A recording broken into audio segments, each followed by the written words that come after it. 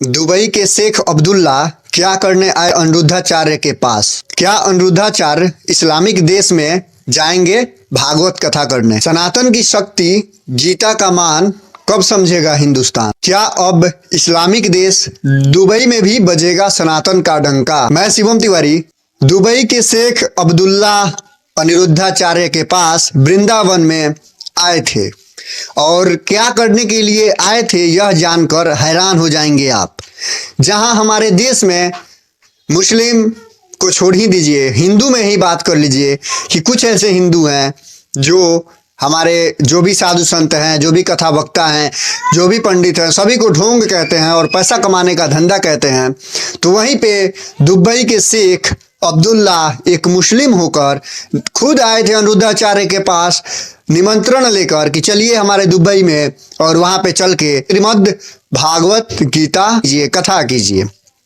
7 दिन की भागवत कथा का जो है निमंत्रण लेके खुद ही शेख अब्दुल्ला आए थे।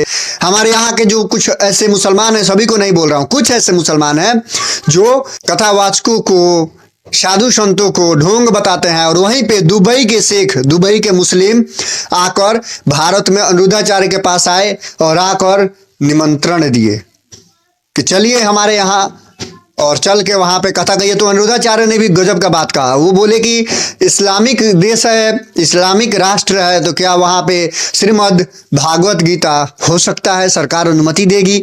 तो शेख अब्दुल्ला बोले कि सर, गुरुजी, वहाँ की सरकार जो है वो अच्छे कामों को देखकर खुश रहती है और चाहती है कि अच्छे काम हो। और अनिरुद्धाचार्य, आप जो हैं, आपको देखकर हमारी सरकार, हमारे देश की जनता बहुत खुश है। काहे कि आप वृद्ध माताओं की सेवा करते हैं और निःशुल्क खाना खिलाते हैं, भोजन खिलाते हैं। सभी जो भी साधु संत होते हैं, जो भी गरीब गुरबा होते हैं, सभी को रोज खाना खिलाते हैं। उसके बाद पशुओं की सेवा करते हैं, उसके बाद माताओं की सेवा करते हैं और श्रीमद् भागवत गीता करके सभी को कृतार्थ कर देते हैं।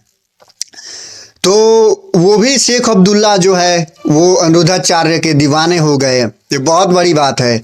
सीखिए आप लोग कि विदेश से मुस्लिम राष्ट्र, दुबई मुस्लिम राष्ट्र है, इस्लामिक देश है और वहाँ पे सनातन का झंडा फहरेगा। कितना गर्व की बात है। हमारा भारत हिंदू राष्ट्र बनना चाहिए और बनकर ही रहेगा। उसका पहला कदम यही होगा।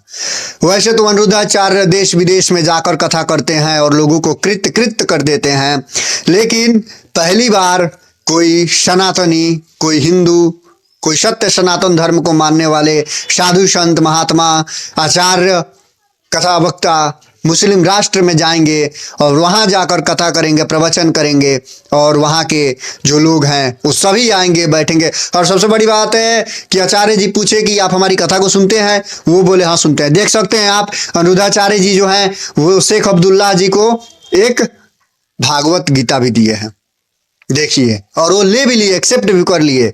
जैसे सलमान खान किए वैसे भी किए। तो हालांकि सलमान खान तो बजरंगबली की पूजा करते हैं, गणेश जी की पूजा करते हैं, लेकिन शेख अब्दुल्ला तो मुस्लिम राष्ट्र के हैं, वहाँ पे मुस्लिम राष्ट्र के हैं, फिर भी आकर सत्य सनातन धर्म की परचम जो है वो लहराने के लिए दुबई में ले जाने के लिए आ गए। तो सवाल ये उठता है, क्या सनातन धर्म की डंका इस्लामिक राष्ट्र में भी फहरेगी? एकदम फहरेगी। और ये वही हिंट है जो शेख अब्दुल्ला आए थे, वही हिंट देकर गए हैं कि हम आपको बुलाते हैं कि चलिए हमारे राष्ट्र में कोई आपका दुश्मन नहीं है, कोई आपका द्रोही नहीं है। जो अच्छा काम करता है उसका हम लोग सपोर्ट करते हैं। तो आप लोगों को क्या लगता है, अनिरुद्धाचार्य को लेकर आप लोग क्या सोचते हैं? कमेंट में जरूर बताइएगा। और हिंदुस्तान के लोग कब समझेंगे सनातन की शक्ति और गीता का मान? कब हिंदुस्तान के लोग समझेंगे? जागरूक हो जाइए, सभी समझ जाइए भागवत गीता क्या है। जो देवों के पास अमृत है, उस अमृत, इस अमृत के सामने वो जो अमृत है वो तुच्छ है, कुछ नहीं है। ये जो भागवत गीता जो है, ये जो अमृत है, वो देवों के पास जो अमृत है उससे कई करोड़ गुना ज्यादा फायदेमंद और ज्यादा शक्तिशाली है। तो कब हम लोग समझेंगे?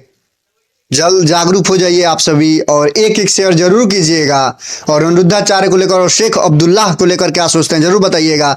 और वहीं पे एक हमारे देश के मुस्लिम है जो ये वीडियो जो अनुरुद्धाचार्य के फोटो को सलमान खान के कदमों में गिराया था, वो भी एक मुस्लिम है। और शेख अब्दुल्लाह जी भी एक मुस्लिम है जो इस्लामिक राष्ट्र में अनुरुद्धाचार्य को ले जाकर सत्य सनातन धर्म की परचम लहराना चाहते हैं। तो यही फर्क हो जाती है कि हमारे यहाँ कुछ ऐसे लोग हैं जो गाली सुनते रहते हैं, लात जूता खाते रहते हैं, और विदेश में कुछ ऐसे लोग हैं जो अपने नहीं होकर भी अपनों जैसे व्यवहार करते हैं और मिलजुल कर रहते हैं। तो हमारा प्रयास कैसा लगा जरूर बताइएगा।